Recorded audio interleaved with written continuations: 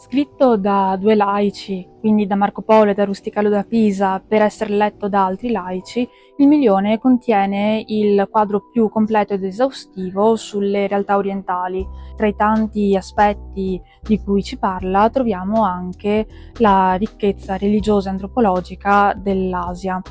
In questo senso Marco Polo, pur non essendo un religioso o un esperto di religioni, viene a contatto con un orizzonte religioso diverso dal proprio. Il Milione presenta una triplice distinzione fra cristiani, musulmani e idolatri. Sotto questa etichetta di idolatri troviamo schedate tutta una serie di informazioni su pratiche, riti e religioni orientali.